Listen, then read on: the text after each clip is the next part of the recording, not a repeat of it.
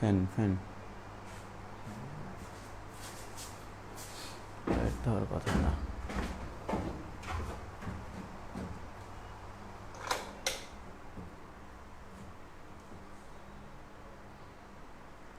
এই পাশের লাইটটা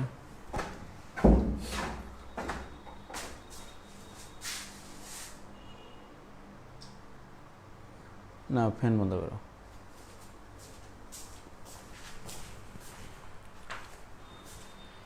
ক্লিয়ার দেখা যায়?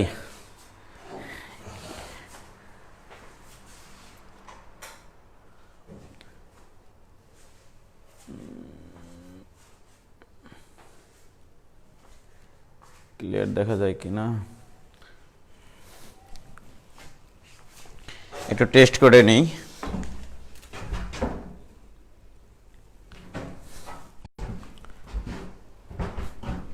একটু কমেন্টগুলো দেখি।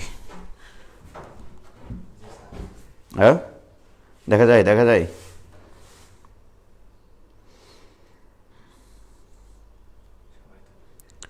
Sound clear?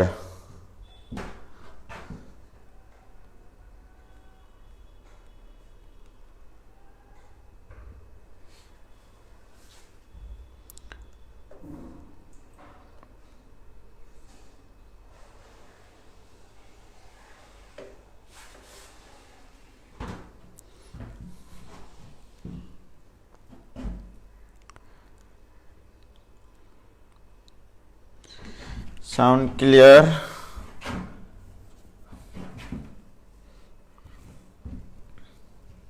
একটু বলো লেখাটা ক্লিয়ার কিনা।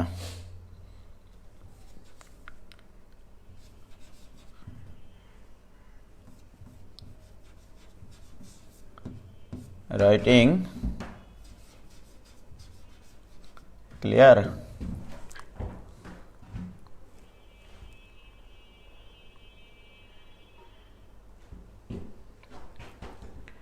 একটু তোমরা কমেন্টে জানাও আমাকে যে রাইটিং ক্লিয়ার কিনা, দেখা যায় কিনা।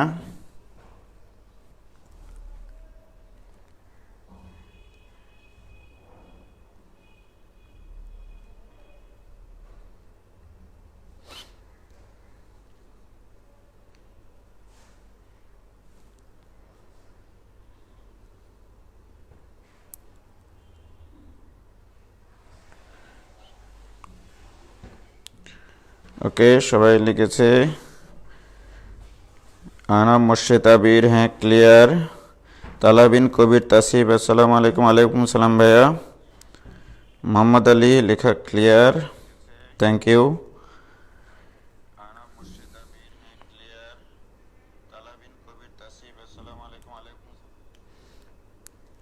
ওকে, রাতুল রবি, ওকে। মিজানুর রহমান, ওকে।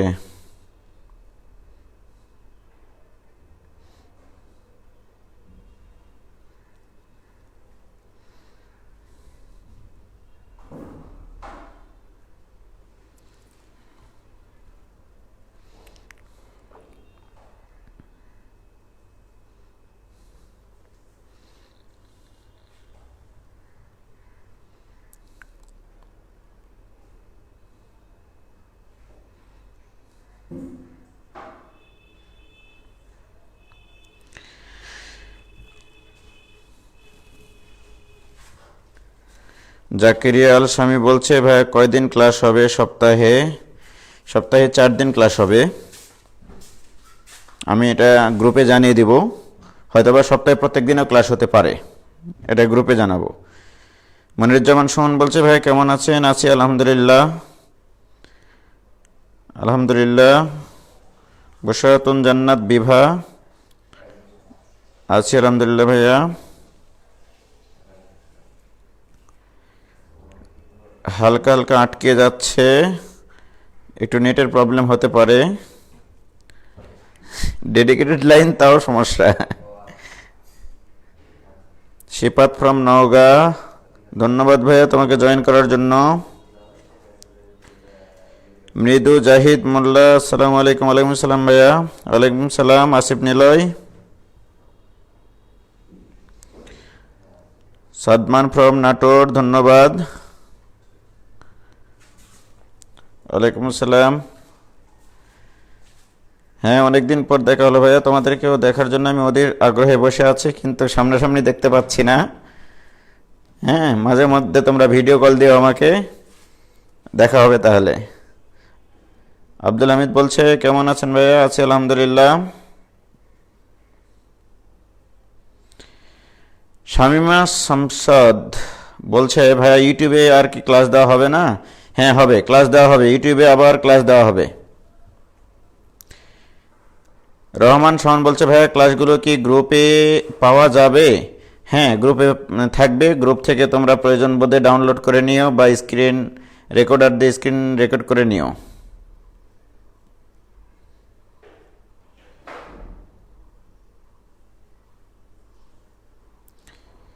ক্যামেরা একটু আগায় নিলে ভালো হয় ভাইয়া, একটু সামনে দাও তো আস্তে করে।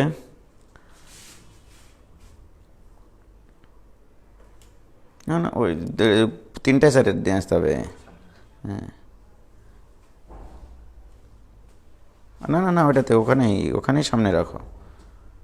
ব্যাস, ওইটা এবার সোজা দেখো। হ্যাঁ, এদিকে বেশি রাখো, মানে এই পর্যন্ত রাখো।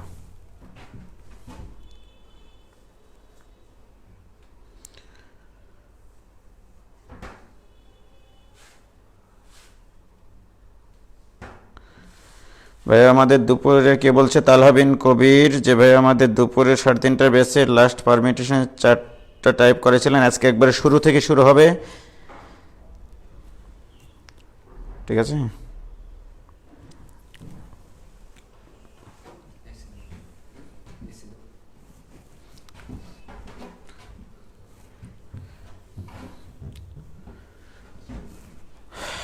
তো শিক্ষার্থী বন্ধুরা, আসসালামু আলাইকুম। এতক্ষণ থেকে একটু টেস্ট করে দেখলাম যে আসলে ক্লিয়ার হচ্ছিল কি না, কথাগুলো ক্লিয়ার আসছে কি না। তো যারা তোমরা এবার এসএসসি পাশ করলা, এখনও কলেজে ভর্তির বিজ্ঞপ্তি পাওনি, কলেজে উঠবা, তাদের উদ্দেশ্যে একটু বলি। তোমরা অনেকে বিভিন্ন জেলা থেকে আমার এই ক্লাসে অংশগ্রহণ করেছ, এই জন্য তোমাদের সকলকে আন্তরিকভাবে ধন্যবাদ জানাই এবং শুভেচ্ছা জানাই।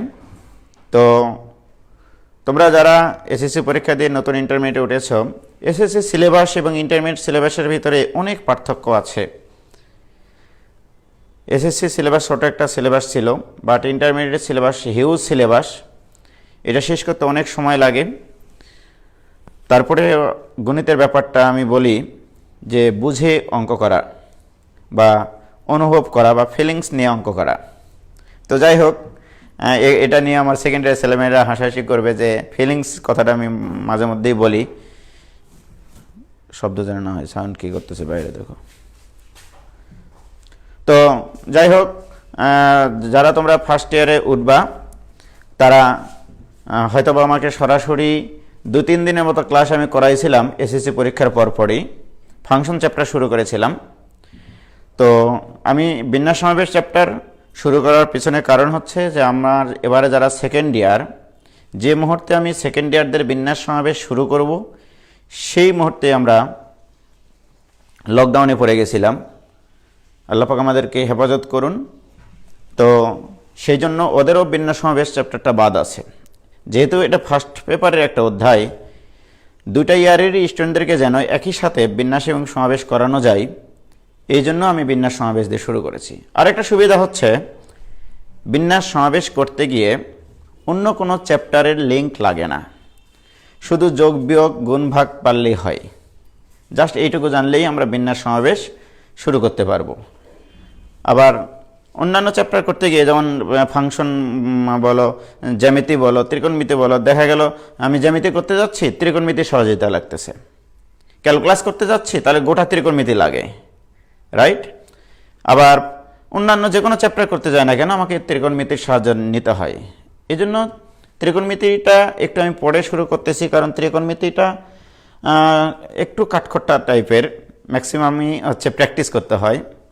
ওই জন্য ছেলেমেয়েরা প্রথমে একটু মানে মনের ভিতরে একটু কষ্ট নেই যে একটু মনে হয় ইন্টারমিডিয়েট সিলেবাস কঠিন, এই জন্য আমি ত্রিকোণমিতি আগে শুরু করি না। কারণ তোমাদের ম্যাচুরিটির একটা ব্যাপার আছে, ক্যাচিং ক্ষমতার একটা ব্যাপার আছে, ঠিক আছে। তো এই জন্য আমি বিন্যাস সমাবেশ দিয়েই শুরু করতেছি, কারণ এই চ্যাপ্টার করতে গিয়ে কিছুই লাগে না, শুধু যোগ বিয়োগ গুণ ভাগ। তো আমি আজকে শুরু করতেছি বিন্যাস এবং সমাবেশ। দেখো, সরি,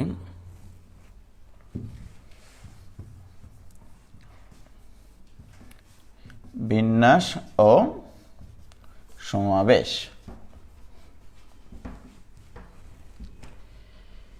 এটা ইংলিশে বলা হয় পারমিউটেশন। পারমিউটেশন, আর এটাকে বলা হয় ইংলিশ শব্দ হচ্ছে কম্বিনেশন। কম্বিনেশন আমি একবারে প্রথম থেকে শুরু থেকে পড়াচ্ছি।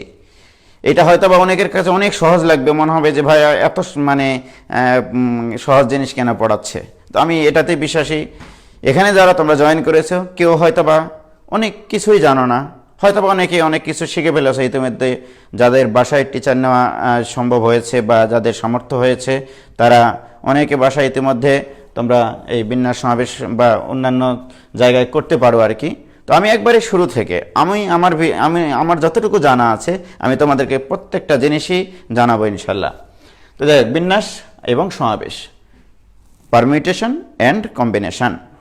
তো আমি সর্বপ্রথম এই বিন্যাস নিয়ে আগে আলোচনা করব, তারপরে সমাবেশে যাব আস্তে আস্তে। কি ক্লিয়ার? তো আগে তোমাদেরকে বিন্যাস শব্দটার অর্থ বলি আমি, এটা একটু লিখে রাখো তোমরা। বিন্যাস মানে হচ্ছে বিন্যস্ত করা, বিন্যস্ত করা বা সাজানো ব্যবস্থা, সাজানো ব্যবস্থা, সংখ্যা গঠন করা। মানে এই যে সংখ্যা গঠন করা, মানে কি কি টাইপের প্রবলেম আসলে আমরা সেটাকে বিন্যাস চিন্তা করব বা বিন্যাসে প্রবলেম বলে মনে করব, সেটা একটু জানানোর জন্য বলছি আর কি। সংখ্যা গঠন করা, শব্দ গঠন করা, সরি,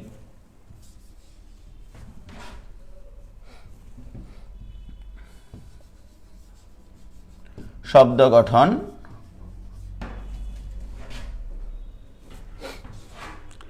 তাহলে বিন্যাস মানে হচ্ছে সাজানো ব্যবস্থা, সংখ্যা গঠন করা, শব্দ গঠন করা।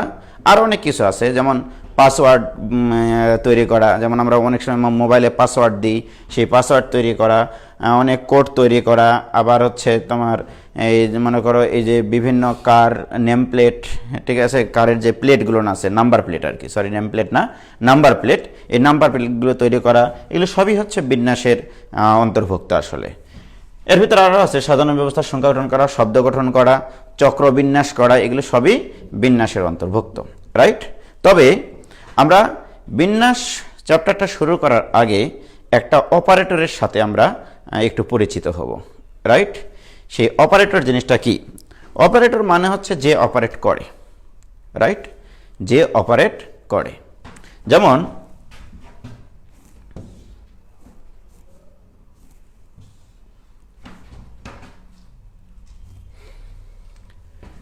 দেখো, অপারেটর নিয়ে আমি একটু কথা বলি, হ্যাঁ, তারপরে আমি যাচ্ছি তোমাদেরকে আসলে কি জিনিস শেখাতে চাচ্ছি আমি। অপারেটর যেমন দেখো, তোমরা জানো যে প্লাস, এটার কিন্তু কোনো মূল্য নাই। এমনি যদি প্লাস দিই তো তোমরা শুধু বলবা এটা একটা প্লাস সাইন, রাইট। মাইনাস, এটা একটা সাইন, রাইট, এটার কোনো মূল্য নাই কিন্তু অ্যাকচুয়ালি। বাট এই প্লাস চিহ্নের ডানে বামে যদি আমরা এরকম সংখ্যা প্রদান করি, তখন আমরা কি বলি? 3 এবং 5-এর যোগফল নির্ণয় করতে হবে।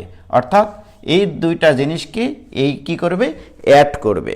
তাহলে অ্যাড করলে এটা ইকুয়াল টু কত? 8। তাহলে এ কি করলো? এই সংখ্যা দুটার উপরে অপারেট করে একটা নতুন ভ্যালু প্রদান করলো, নতুন একটা মান প্রদান করলো, রাইট। এটাকে বলা হয় অপারেটর, রাইট। যেমন দেখো কস, COS, কস, এটার মানে কিন্তু নাই, রাইট, এটার কোনো মূল্য নাই। কিন্তু এর ডান পাশে যখন আমি 60 ডিগ্রি বসাবো, রাইট? তখন কিন্তু এটা সবাই তোমরা জানো যে cos 60 degree equal to half, right? আবার দেখো এইটা sin sin, এটা তোমাদের যারা সেকেন্ড ইয়ারে আছো তারা তোমরা ইতিমধ্যে জানো যে আমি এটা নিয়ে একটু মজা করি। এই সিন মানে হচ্ছে মিথ্যা বলা, মানে পাপ। এই সিন মানে পাপ। এই পাপের ডান পাশে যদি আমরা 30 ডিগ্রি বসাই, এই পাপটা হয়ে যায় হাফ, রাইট? তাহলে দেখো একটু, এই সিনের কিন্তু নির্দিষ্ট কোনো ভ্যালু নাই, ম্যাথমেটিক্যাল কোনো মান নাই, নিউমেরিক্যাল কোনো ভ্যালু নাই। এই সিন মানে ইংলিশ শব্দ, যেটার মান হচ্ছে না, অর্থ হচ্ছে মিথ্যা বলা বা পাপ। বাট এই সিনের ডান পাশে যখন 30 ডিগ্রি বসাবো, এই সিনটা হয়ে যাবে কত? হাফ। তার মানে কি 30 ডিগ্রির উপরে এই এই যে এই নোটেশনটা অপারেশন করে একটা নতুন মান দিল, সেই মানটা কত? সেই মানটা হচ্ছে হাফ। ক্লিয়ার? তাহলে এখানে এই সিন মানে সাইন আসলে এখানে, হ্যাঁ? তাহলে এখানে সাইনটাও একটা অপারেটর। তো অপারেটর জিনিসটা হচ্ছে নিজস্ব কোনো ভ্যালু নাই, অপারেটরের নিজস্ব কোনো ভ্যালু নাই, কিন্তু অন্য কোনো সংখ্যার উপরে অপারেট করে নির্দিষ্ট একটা ভ্যালু প্রদান করে। এইরকমভাবে এই বিন্যাস সমাবেশ চ্যাপ্টারে আমাদের একটা অপারেটর খুবই প্রয়োজন হবে, সেটার নাম হচ্ছে ফ্যাক্টোরিয়াল। ওকে, সেটার নাম হচ্ছে ফ্যাক্টোরিয়াল। দেখো, তাহলে আমরা নতুন একটা অপারেটরের নাম শুনতেছি, ফ্যাক্টোরিয়াল। এই ফ্যাক্টোরিয়ালের বাংলা হচ্ছে গৌণিক মান। গৌণিক মান, ফ্যাক্টোরিয়াল বা গৌণিক মান। এই ফ্যাক্টোরিয়ালকে দুইভাবে প্রকাশ করা হয়, এভাবে, এই যে মানে এক্সক্লেমেটরি চিহ্ন দিয়ে, মানে যেভাবে বলে আর কি। ওকে, উল্টা আই দিয়েও বলে, এটা হচ্ছে অ্যাকচুয়ালি ফ্যাক্টোরিয়াল সাইন। ওকে, অথবা এইভাবেও প্রকাশ করা হয়, এই যে এল আকৃতির একটা সাইন দিয়ে ফ্যাক্টোরিয়ালকে প্রকাশ করা হয়। তোমরা অবশ্যই এগুলো নোট করে রাখবা কিন্তু। ওকে, তো তাহলে আমি যদি বলি যে কোন একটা সংখ্যার ফ্যাক্টোরিয়াল 5 ফ্যাক্টোরিয়াল, এই দেখো এটাকে এইভাবে প্রকাশ করতে হবে অথবা এইভাবে লিখতে হবে, এইভাবে। তবে বর্তমানে আমাদের সিলেবাসগুলোতে, আমাদের সিলেবাসে, ইন্টারমিডিয়েট সিলেবাসে এইটাকে বেশি প্রাধান্য দেওয়া হয়, 5 ফ্যাক্টোরিয়াল। তোমরা এটা ইউজ করবা, 5 ফ্যাক্টোরিয়াল। এটাও ইউজ করলে কোনো ক্ষতি নাই, কিন্তু আমি তোমাদেরকে উপদেশ দেবো যে এটা ইউজ করবা, 5 ফ্যাক্টোরিয়াল। তো এই জিনিসটার অর্থ কি? তাহলে এই ফ্যাক্টোরিয়ালের আবার বৈশিষ্ট্য কি? তাহলে এই ফ্যাক্টোরিয়ালটাও কিন্তু একটা অপারেটর। আমরা কি করলাম? একটা সাংকেতিক চিহ্ন, কিন্তু ফ্যাক্টোরিয়াল দ্বারা একটা সাংকেতিক চিহ্ন বোঝাচ্ছে। এই চিহ্নের বৈশিষ্ট্য হচ্ছে এটা যে কোনো ধনাত্মক পূর্ণ সংখ্যার উপরে অপারেট করতে পারে। তাহলে ফ্যাক্টোরিয়াল ধনাত্মক পূর্ণ সংখ্যার উপরে অপারেট করতে পারে, এটা নোট করে রাখো তাহলে, যে ফ্যাক্টোরিয়াল ধনাত্মক পূর্ণ সংখ্যার উপরে অপারেট করতে পারে। এবং ফ্যাক্টোরিয়ালের বাংলা অর্থগত কি? গৌণিক মান।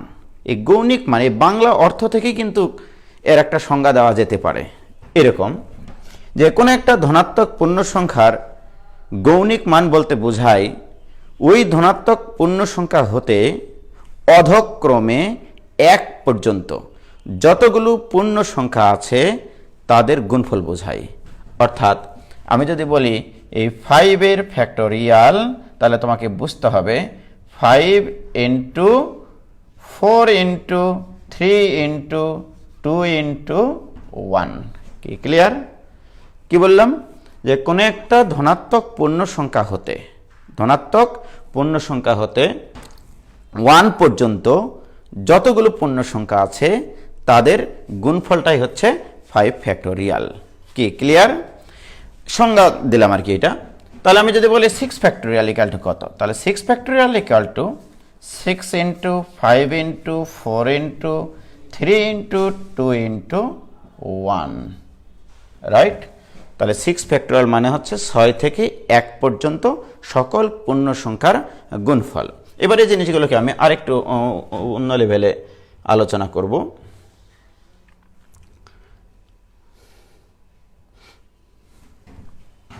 খেয়াল করো, আমি যদি বলি তোমাদেরকে 7 ফ্যাক্টোরিয়াল, এটা ইকুয়াল টু কি হবে? নিশ্চয়ই বলতে পারবা। 7 ফ্যাক্টোরিয়াল মানে হচ্ছে 7 into 6 into 5 into 4 into 3 into 2 into 1, তারপরে ক্যালকুলেটারে যেটা দেবে সেটাই। আবার এমনি ক্যালকুলেটারে 7 ফ্যাক্টরিয়াল একবারে মান বের করা যায়, তোমরা ইতিমধ্যে অনেকে জানো, ম্যাক্সিমাম ছেলেমেয়েরাই জানে। আবার দেখো এটা ইকুয়াল টু 6 ফ্যাক্টরিয়াল মানে আমার কত, 1 থেকে 6 পর্যন্ত সকল পূর্ণ সংখ্যার গুণফল, মানে ক্রমিক মানগুলোর গুণফল আর কি, প্রত্যেকটা পূর্ণ সংখ্যার গুণফল। তো এখন দেখো আমি এই 7 ফ্যাক্টরিয়াল ইকুয়াল টু 7 থেকে 1 পর্যন্ত লিখেছি। এখন আমার প্রশ্ন, আমি 1 থেকে যদি 2 পর্যন্ত এই জিনিসটাকে আমি সংক্ষিপ্ত আকারে লিখি তাহলে 2 ফ্যাক্টরিয়াল লিখতে পারবো।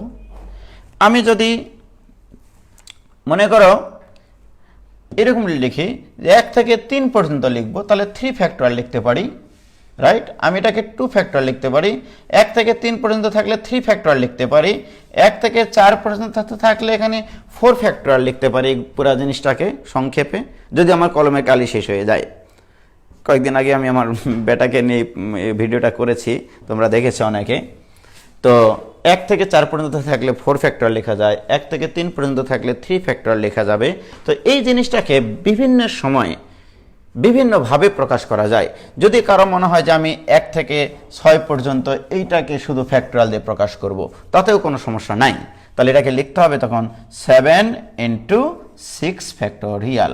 তাহলে অর্থাৎ আমরা বলতে পারতেছি 7 factorial equal to 7 into 6 factorial, right. এখানে একটা কথা বলার আছে আমার, হ্যাঁ। কথাটা হচ্ছে এরকম, দেখো এই জিনিসটা তোমরা একটু লিখে রাখো যে 7 factorial equal to 7 into 6 factorial. অর্থাৎ কোনো একটা ধনাত্মক পূর্ণ সংখ্যার ফ্যাক্টরিয়ালকে, ফ্যাক্টরিয়াল সম্বলিত রাশিকে বা সংখ্যাকে আমি যদি ফ্যাক্টরিয়াল ছাড়া লিখতে চাই, যেমন দেখো এখানে 7 ফ্যাক্টরিয়াল ছিল, এখানে কিন্তু 7-এর সাথে ফ্যাক্টরিয়াল নাই। আমি এখানে গুণ চিহ্ন দিই তাহলে তোমাদের বুঝতে সুবিধা হবে। তাহলে 7-এর সাথে কিন্তু ফ্যাক্টরিয়াল নাই, কার সাথে আছে? 7 থেকে 1 কমিয়ে দিয়ে, 7 থেকে 1 কমিয়ে দিয়ে তার ফ্যাক্টরিয়াল। কি ক্লিয়ার? তাহলে আমি যদি এখন বলি 8 ফ্যাক্টরিয়াল লিখব, কিন্তু 8-এর সাথে যেন ফ্যাক্টরিয়াল না থাকে, ওকে। তাহলে তুমি কি লিখবা? 8 ইন্টু 8 থেকে জাস্ট 1 কমাও, তাহলে 1 কমালে কি হবে? 7 ফ্যাক্টরিয়াল। কি ক্লিয়ার? এখন আসো, মনে করো যে এই 7 ফ্যাক্টরিয়ালকে এখান থেকে আবার লেখা যায় 8 ইন্টু, আমি 7 ফ্যাক্টরিয়ালকে আবার ফ্যাক্টরিয়াল মুক্ত করে লিখব, 7-এর সাথে ফ্যাক্টরিয়াল নিব না। তাহলে কি করবা? দেখো তাহলে 7 ইন্টু কিসে গেলাম, যদি কোনো সংখ্যার সাথে ফ্যাক্টরিয়াল থাকে, সেটাকে যদি আমরা ফ্যাক্টরিয়াল ছাড়া লিখতে চাই, তার সাথে আরেকটা সংখ্যা লিখতে হবে। সেটা কত? তাহলে 7-এর সাথে আরেকটা সংখ্যা কত হবে তোমরাই বলো? এখানে হবে তোমার এটার থেকে 1 কমিয়ে দিয়ে তার ফ্যাক্টরিয়াল, 7 থেকে 1 কমিয়ে দিয়ে তার ফ্যাক্টরিয়াল মানে হচ্ছে 6 ফ্যাক্টরিয়াল। আমি কি বুঝাতে পারলাম? তাহলে এইভাবে ক্রমান্বয়ে একটা একটা কমিয়ে কমিয়ে 1 পর্যন্ত নিয়ে যাওয়া সম্ভব। কি ক্লিয়ার? এবার আসো, তাহলে আমাকে বলো তোমরা, তোমাদের কাছে আমার প্রশ্ন, n যদি বিলংস টু ক্যাপিটাল N হয়, ক্যাপিটাল N মানে হচ্ছে ন্যাচারাল নাম্বার, হ্যাঁ, capital N for natural number, natural number বা স্বাভাবিক সংখ্যার সেট, অর্থাৎ ধনাত্মক পূর্ণ সংখ্যার সেট, এটাকে বলা হয় স্বাভাবিক সংখ্যার সেট বা ধনাত্মক পূর্ণ সংখ্যার সেট। আমি তোমাকে বললাম n যদি বিলংস টু ক্যাপিটাল N হয়, অর্থাৎ n যদি ধনাত্মক পূর্ণ সংখ্যার সেট হয়, তাহলে n ফ্যাক্টরিয়ালকে আমরা কিভাবে লিখতে পারি? যদি আমি তোমার কাছে প্রশ্ন করি এখন তোমাদের কাছে যে এই n ফ্যাক্টরিয়ালকে ফ্যাক্টরিয়াল ছাড়া লেখো, n কে কি করবা? তাহলে n কে যদি ফ্যাক্টরিয়াল ছাড়া লেখো, এর সাথে কি গুণ করতে হবে বলো? একটু আগে শিখাইছি, কিন্তু কি বলেছি? এইটার থেকে 1 কমিয়ে দিয়ে যাওয়া হবে, সেটার ফ্যাক্টরিয়াল লিখতে হবে। তাহলে n থেকে 1 কমিয়ে দাও, 1 কমিয়ে দিলে কত হয়? n-1, তাহলে n-1 সেটার ফ্যাক্টরিয়াল। কি ক্লিয়ার? তাহলে n factorial equal to n into n-1 factorial. এখন আসো, একটু খেয়াল করো, আমি একটু অন্য জায়গায় চলে যাব এখন। দেখো n factorial equal two n into n minus one factorial, এটা আমরা জানি, আমরা জেনে গেছি ইতিমধ্যে।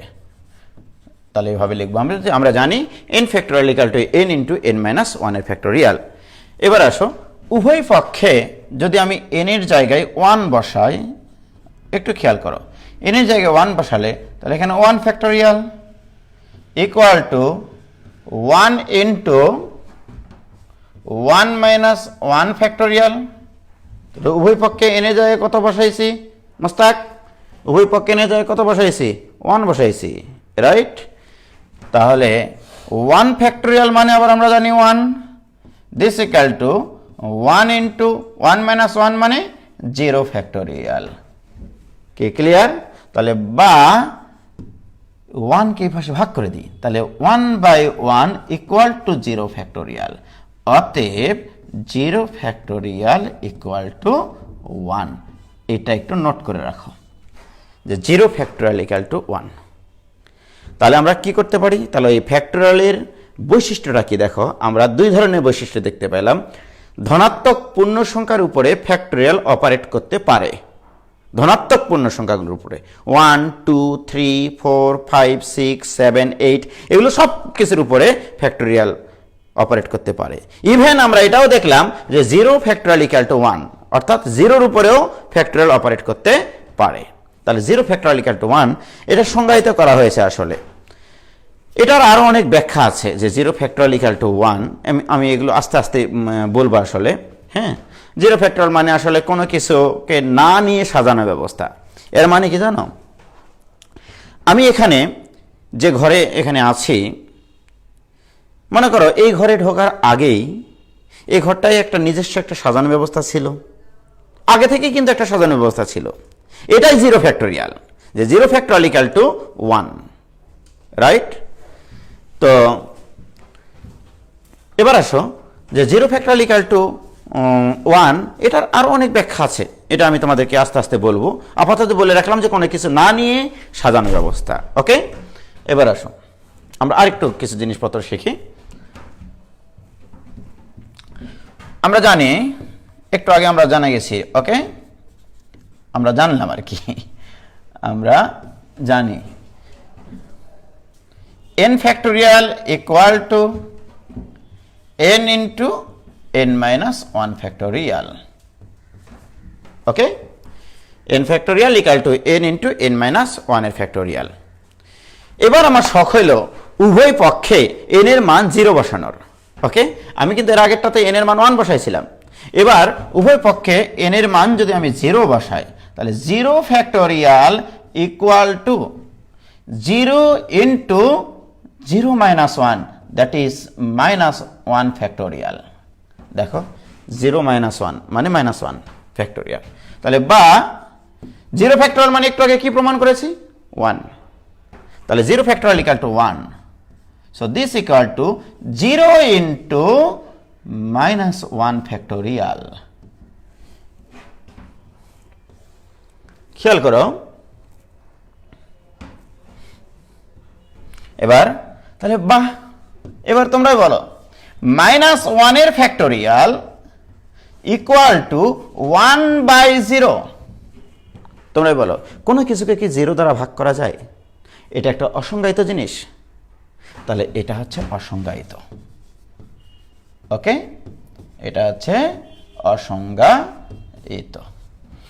অর্থাৎ এখানে আমরা আরো একটা তথ্য শিখলাম যে ফ্যাক্টোরিয়াল ধনাত্মক পূর্ণ সংখ্যার উপর অপারেট করতে পারে, 0-র উপরে অপারেট করতে পারে, কিন্তু নেগেটিভ সংখ্যার উপরে অপারেট করতে পারে না। নেগেটিভ সংখ্যার ফ্যাক্টোরিয়াল হবে চিরকাল অসংজ্ঞায়িত। কি ক্লিয়ার? তাহলে মাইনাস বা নেগেটিভ সংখ্যার ফ্যাক্টোরিয়াল হবে অসংজ্ঞায়িত। এখন এগুলো এমসিকিউ আসে। হ্যাঁ, -2 এর ফ্যাক্টোরিয়াল, এটা ইকুয়াল টু হোয়াট? অসংজ্ঞায়িত। এটাও অসংজ্ঞায়িত। Okay, -3 factorial equal to what? অসংজ্ঞায়িত। ওকে, তাহলে আমরা ফ্যাক্টোরিয়াল সম্পর্কে তাহলে 3টা সিদ্ধান্ত পাইলাম এতক্ষণ থেকে। ফ্যাক্টোরিয়াল ধনাত্মক পূর্ণ সংখ্যার উপর অপারেট করতে পারে, শূন্যের উপরে অপারেট করতে পারে, ঋণাত্মক সংখ্যার উপরে অপারেট করতে পারে না, রাইট? ভগ্নাংশের উপরে অপারেট করতে পারে না। ধনাত্মক যদি সংখ্যা হয় এবং সেটা যদি ভগ্নাংশ হয়, সেগুলোর উপরে অপারেট করতে পারে না। তবে হাফের ফ্যাক্টরিয়াল বের করা যায়। হাফের ফ্যাক্টরিয়াল হয় √5। এগুলো অবশ্য আরেকটু উপর লেভেলে আছে। গামা ফাংশন এবং বিটা ফাংশন, যদি কখনো তোমরা অনার্স ফার্স্ট ইয়ারে, সেকেন্ড ইয়ারে যাই তোমরা সায়েন্স রিলেটেড সাবজেক্ট পড়ো, তাহলে তোমরা এরকম বিটা ফাংশন এবং গামা ফাংশন পড়তে তোমাদের প্রয়োজন হবে। তখন দেখবা তোমরা এই হাফের ফ্যাক্টরিয়াল হয় √5, এগুলোর প্রমাণ আছে। আসলে আমি ওইদিকে না যাই। তাহলে আমরা আপাতত শিখলাম কি, ফ্যাক্টরিয়াল জিনিসটা ধনাত্মক পূর্ণ সংখ্যার উপর অপারেট করতে পারে। ওকে, তাহলে ফ্যাক্টরিয়াল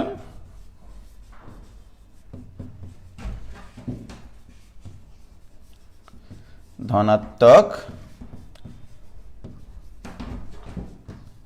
পূর্ণ সংখ্যার উপর অপারেট করতে পারে। অপারেট করতে পারে। ওকে, 2 নম্বর তথ্য শিখলাম আমরা যে 0 ফ্যাক্টোরিয়াল = 1। ওকে, আবার নেগেটিভ সংখ্যার ফ্যাক্টোরিয়াল অসংজ্ঞায়িত। ওকে, অর্থাৎ এরকমভাবে যদি লিখি আমরা যে n বিলংস টু, যদি বাস্তব সংখ্যা মানে r মাইনাস হয়, তাহলে n ফ্যাক্টোরিয়াল হবে অসংজ্ঞায়িত। ক্লিয়ার? অসংজ্ঞায়িত। তাহলে ফ্যাক্টোরিয়াল বানানটা ভুল গেল। ফ্যাক্টোরিয়াল ধনাত্মক পূর্ণ সংখ্যার উপরে অপারেট করতে পারবে। এবার এই ফ্যাক্টোরিয়াল নিয়ে আমরা আরেকটু সামনের দিকে আগাবো। ওকে,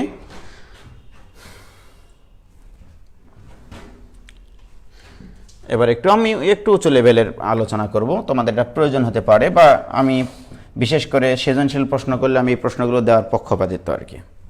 দেখো, আবার একটু শুরু করি। মনে করো 7 ফ্যাক্টোরিয়াল। 7 ফ্যাক্টোরিয়াল মানে 7 × 6 × 5 × 4 × 3 × 2 × 1। আমি আরেকটা কথা বলে রাখি, আমি ফ্যাক্টোরিয়ালের উপরে ডিটেল ক্লাস ইউটিউব চ্যানেলে দেওয়া আছে, আমার উজ্জ্বল জেল শিক্ষালয়। ওখানে অবশ্য আমি এটা নিয়ে সম্পূর্ণ ডিটেল আলোচনা করেছি। ইতিমধ্যে অনেকে এই ইউটিউব চ্যানেল দেখে শিখে নিয়েছে। তারপরে আমি আজকে আলোচনা করতেছি যে অনেকে হয়তোবা সেই চ্যানেলের কথা এখনো জানে না, হয়তোবা কেউ মানে অলসতার কারণে দেখতে পায়নি। এই জন্য আমি আজকে কিন্তু আবার এটা পড়াচ্ছি সবার উদ্দেশ্যে। আবার যারা শিখে নিয়েছে তারা কিন্তু মন খারাপ করিও না প্লিজ। আমার অনুরোধ তোমাদের প্রতি, তোমরা মন খারাপ করিও না। তোমরা যেহেতু এটা শিখে থাকতে পারো আর কি, আমি তারপরেও তোমাদের সময় নষ্ট করতেছি, এই জন্য দুঃখিত আমি। তাহলে দেখো 7 ফ্যাক্টোরিয়াল = 7 × 6 × 5 × 4 × 3 × 2 × 1, রাইট? আমি যে কাজটা করতে চাই, এগুলো কিন্তু সবই পূর্ণ সংখ্যা, ধনাত্মক পূর্ণ সংখ্যা। এই ধনাত্মক পূর্ণ সংখ্যাগুলোর গুণফলও কিন্তু একটা নতুন ধনাত্মক পূর্ণ সংখ্যা হবে, রাইট? আমার প্রশ্ন, এই সংখ্যাগুলোর ভিতরে দেখো, এই 7 ফ্যাক্টোরিয়াল = যে সংখ্যাগুলো এখানে গুণ আকারে লিখেছি, সেই সংখ্যাগুলোর ভিতরে কিছু আছে মৌলিক সংখ্যা, কিছু আছে যৌগিক সংখ্যা। বাট আমি যে কাজটা করতে চাই, এই সব সংখ্যাগুলোকে মৌলিক সংখ্যার সূচক আকারে প্রকাশ করব, অর্থাৎ পাওয়ার দিয়ে প্রকাশ করব। অর্থাৎ আমি বেজে, যেমন এখানে 6 আছে, রাইট? 6 তো একটা যৌগিক সংখ্যা, 6 এর উপর পাওয়ার 1 আছে, কিন্তু আমি এমনভাবে এটাকে লিখতে চাই যেন মৌলিক সংখ্যা থাকে বেজে, পাওয়ারে যা ইচ্ছে তাই থাক। ওকে, তাহলে সেটা করি আমরা। 7 × এই 6 কে লিখতেছি 2 × 3, ওকে, × 5, 4 কে লিখতেছি 2 × 2,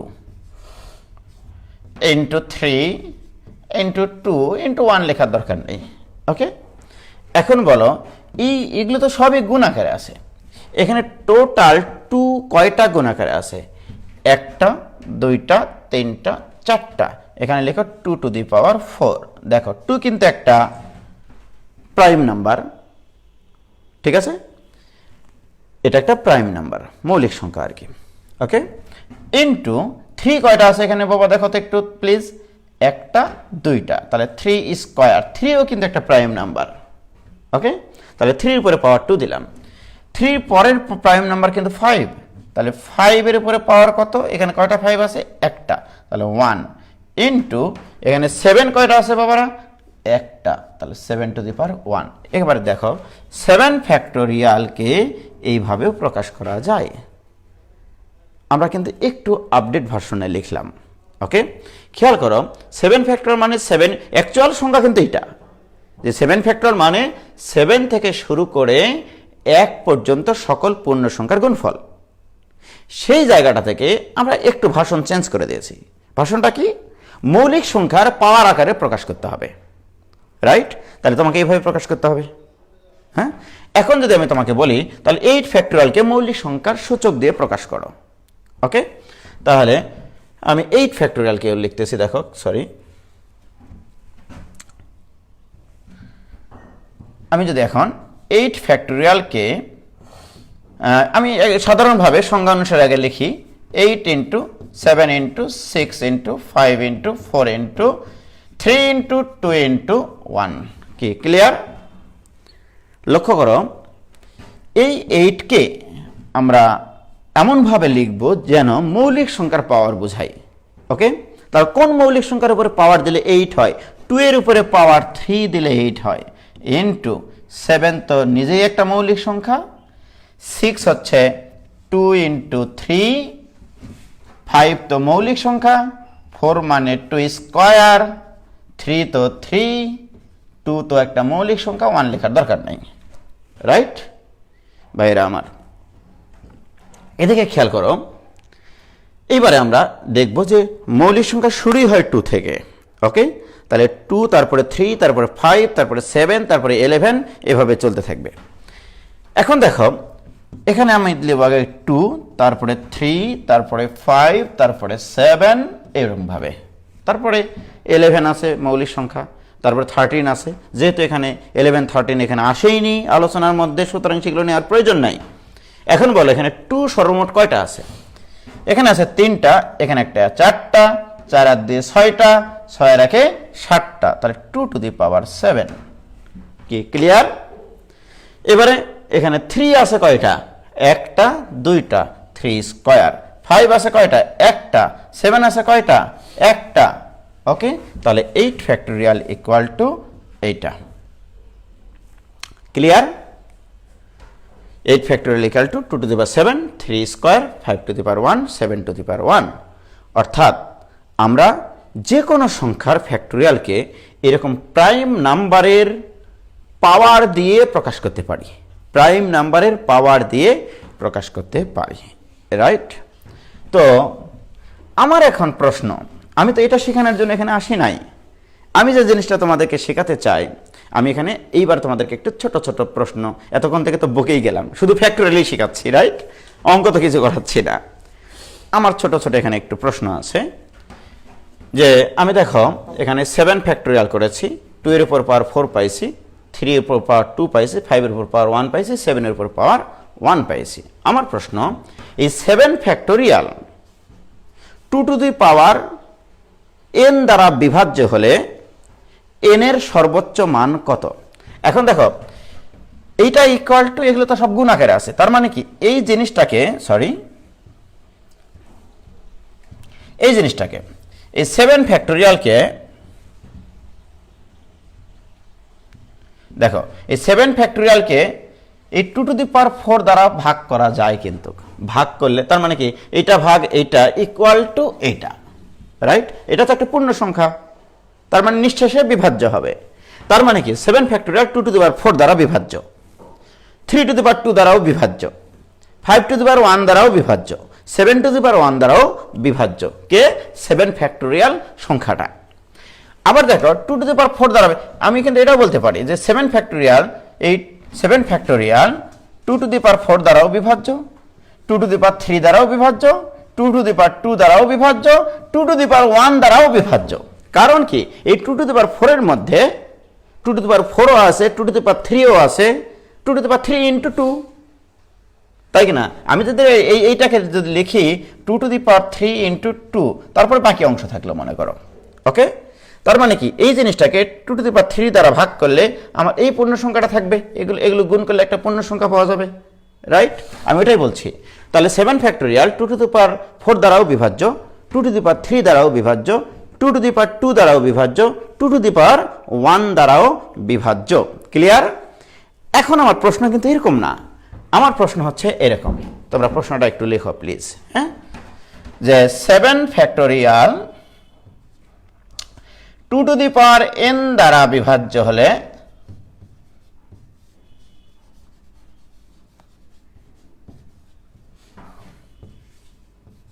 two to the power n দ্বারা বিভাজ্য হলে n এর সর্বোচ্চ মান কত? আমার প্রশ্ন হচ্ছে এইটা। প্রশ্নটা একটু লিখে রাখো তোমরা খাতায়, ঠিক আছে? যে 7 factorial two to the power n দ্বারা বিভাজ্য হলে, এই বিভাজ্য বানানটা ভুল হয়েছে, সরি। আমি কি বাংলা, আসলে বাংলায় আমি ইন্টারমিডিয়েট খুবই কম পাইছিলাম, 2 পেপার মিলে 119 পাইছিলাম, খুবই দুঃখজনক আসলে। যাই হোক, দেখো তাহলে প্রশ্নটা একটু তোমরা তুলে নাও, হ্যাঁ? এই প্রশ্নটা একটু তোমরা খাতায় তোলো যে 7 factorial two to the power n দ্বারা বিভাজ্য হলে n এর সর্বোচ্চ মান কত হবে? এখন দেখো 7 ফ্যাক্টোরিয়াল কি কি দ্বারা বিভাজ্য? 2 এর জন্য টু টু দি পাওয়ার 1 দ্বারা বিভাজ্য, টু টু দি পাওয়ার 2 দ্বারা বিভাজ্য, টু টু দি পাওয়ার 3 দ্বারা বিভাজ্য, টু টু দি পাওয়ার 4 দ্বারা বিভাজ্য। তাহলে এখানে বলো তো, এখানে n এর মান 1 হতে পারে, n এর মান 2 হতে পারে, n এর মান 3 হতে পারে, n এর মান 4 হতে পারে। তাহলে n এর সর্বোচ্চ মান কত? n এর সর্বোচ্চ মান হচ্ছে 4, রাইট? তাহলে 7 factorial two to the power n দ্বারা বিভাজ্য হলে n এর সর্বোচ্চ মান 4, এটাই অ্যান্সার। কিন্তু আবার যদি আমি বলি যে 3 টু দি পাওয়ার n দ্বারা বিভাজ্য হলে n এর সর্বোচ্চ মান কত? তুমি বলবা সর্বোচ্চ মান এখানে 2। যদি 5 টু দি পাওয়ার n দ্বারা বিভাজ্য হয় 7 ফ্যাক্টোরিয়াল, তাহলে n এর সর্বোচ্চ মান কত? 1। কে ক্লিয়ার? কিন্তু আমি তো এইভাবে শেখাবো না, একটু পরে আসতেছি আমি।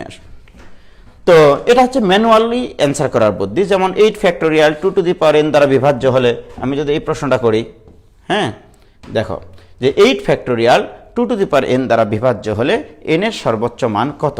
এখানে n এর সর্বোচ্চ মান হবে 7। ক্লিয়ার? আলহামদুলিল্লাহ। তাহলে 8 factorial two to the power n দ্বারা বিভাজ্য হলে n এর সর্বোচ্চ মান কত? That is 7। ওকে, এবারে এই জিনিসটাকে আমরা ভিন্নভাবে একটু শিখব। হ্যাঁ, খেয়াল করো, এখানে যে প্রশ্নটা করলাম যে 8 এর ফ্যাক্টোরিয়াল করলে যে বিরাট একটা সংখ্যা পাওয়া যাবে, এটার মান অ্যাকচুয়ালি আসবে তোমাদের, একটু বলি, 8 ফ্যাক্টোরিয়ালের মান ক্যালকুলেটরে বা এগুলো গুণ করে দেখবা 40,320 আসবে। 40,320। এই 40,320 সংখ্যাটাকে 2 টু দি পাওয়ার 7 দ্বারা ভাগ করা যায়, বিভাজ্য হবে নিঃশেষে। তাহলে 2 টু দি পাওয়ার n দ্বারা বিভাজ্য হলে n এর সর্বোচ্চ মান হবে এখানে 7। কি ক্লিয়ার? এই জিনিসটাকে গণিতবিদরা সংক্ষেপে প্রকাশ করলেন। গণিতবিদরা অনেক কিপটা টাইপের হয় আসলে, অনেক খরচ কম করতে চায়, তারা সবসময় সাংকেতিক চিহ্ন ব্যবহার করতে চায়। অর্থাৎ এই যে জিনিসটা আমি বলতেছি যে 8 factorial 2 to the power n দ্বারা বিভাজ্য হলে n এর সর্বোচ্চ মান কত, এই জিনিসটাকে, তাহলে আমি এই পুরো জিনিসটাকে বাংলায় লিখতেছি। হ্যাঁ, 8 factorial 2 to the power n দ্বারা বিভাজ্য হলে n এর সর্বোচ্চ মান কত। ওকে, এই জিনিসটাকে ম্যাথমেটিশিয়ানরা প্রকাশ করলেন এইভাবে। খেয়াল করে, এটা একটু তোমরা লিখে রাখো। এক্সপোনেন্ট ভ্যালু, এটা ই থেকে বলা হয় এক্সপোনেন্ট ভ্যালু অফ 2/8 ফ্যাক্টোরিয়াল। এই যে দেখো এই জিনিস, অর্থাৎ এইটার পুরা বাংলা হচ্ছে এই জিনিস যে 8 factorial 2 to the power n দ্বারা বিভাজ্য হলে n এর সর্বোচ্চ মান, এই জিনিসটাকে প্রকাশ করা হয় এইভাবে, ই সাফিক্স টু, ওকে, এই যে বেজে E suffix two by 8 factorial করা হয়, অর্থাৎ exponent value of 2, exponent of 2 prime number 2, এটাকে ইংলিশে বলা হয় এইভাবে exponent of prime number 2, prime number 2 by 8 factorial, এই জিনিস। ওকে, এক্সপোনেন্ট অফ, এক্সপোনেন্ট মানে কি, ওই পাওয়ার আর কি, সূচক। তাহলে exponent of prime number 2 by 8 factorial, right? Just এটা প্রকাশভঙ্গিটা বললাম, যেটাকে এভাবে প্রকাশ করা হয়। ওকে, এবার আসো, এই যে জিনিসটা দেখো, আমি যদি এটা তোমাকে প্রশ্ন করি যে 8 factorial 2 to the power n দ্বারা বিভাজ্য হলে n এর সর্বোচ্চ মান কত, তুমি যদি এটাকে এভাবে করতে চাও যে প্রথমত 8 ফ্যাক্টোরিয়ালকে 8 থেকে 1 পর্যন্ত লিখলা, তারপরে মৌলিক সংখ্যাগুলোর পাওয়ার আকার প্রকাশ করলা, তারপরে 2 এর পাওয়ার বললা, এটা ছোট ছোট সংখ্যার ক্ষেত্রে প্রযোজ্য।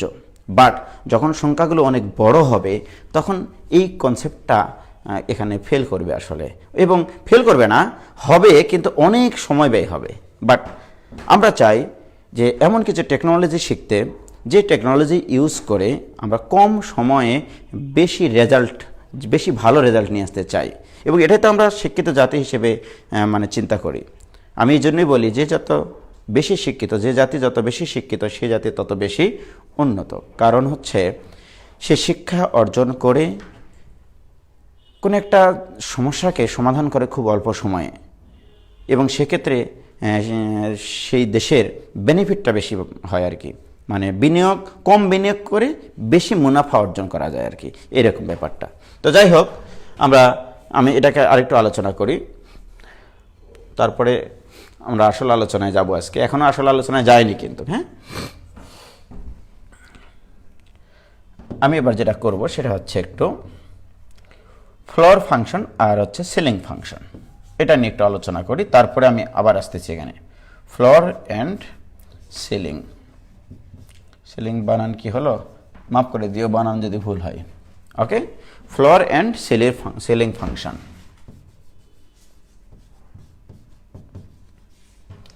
ওকে, তো এটা আবার কীরকম জিনিস দেখো, এটা আসলে একটা সংখ্যার মানে নাম্বারকে প্রকাশ করার পদ্ধতি আর কি। মনে করো এরকম যে 2.3, এটা একটা সংখ্যা, এটা একটা ভগ্নাংশ সংখ্যা, রাইট? এই 2.3কে যদি এই চিহ্ন দেওয়া হয়, এটাকে বলা হয় 2.3 ফ্লোর ভ্যালু বা ফ্লোর ফাংশন। তাহলে 2.3 এটা ফ্লোর, অর্থাৎ এখানে দেখো আমি এখানে দুই সাইডে দুটা ওয়াল তুলেছি, এখানে মেঝে আছে কিন্তু ছাদ নাই, অর্থাৎ মনে করো কোনো একটা বিল্ডিংয়ের 2 তলার উপরে আরেকটু ইট গাঁথা হয়েছে, রাইট? তাহলে তার ফ্লোরটা কততম তলা, সেটা হচ্ছে 2 তলা, রাইট? অর্থাৎ 2.3 ফ্লোর মান হচ্ছে 2, এটাকে প্রকাশ করা হয় এইভাবে, রাইট? আবার এটা যদি বলি আমি 2.3 ছাদ আছে মেঝে নাই, এই যে দেখো ছাদ আছে কিন্তু মেঝে নাই, তাহলে this will be equal to 3। তার মানে কি 2.3 অর্থাৎ 2 তলার একটু বেশি করা হয়েছে, তার উপরে যদি একটা ছাদ দেওয়া হতো সেটাকে আমরা কয় তলা বলতাম, সেটা 3 তলা, এটাকে 3 বলা হয়। এটাকে বলা হয় সিলিং ফাংশন, এটাকে বলা হয় ফ্লোর ফাংশন, রাইট? তো আমরা যে প্রবলেমটা একটু আগে এখানে দেখেছি যে 8 factorial 2 to the power n দ্বারা বিভাজ্য হলে n এর সর্বোচ্চ মান কত, এটা বের করার একটা ম্যানুয়াল পদ্ধতি দেখেছি, রাইট? এবার আমরা ফ্লোর ফাংশন ব্যবহার করে এটার অ্যান্সার বের করতে পারি। এটার একটু ছোট্ট করে নিউমেরিক্যাল মেথডটা একটু তোমরা শেখো একটু, তাহলে তোমাদের জন্য খুবই সুবিধা হবে এবং অনেক প্রশ্নের অ্যান্সার করতে পারবা।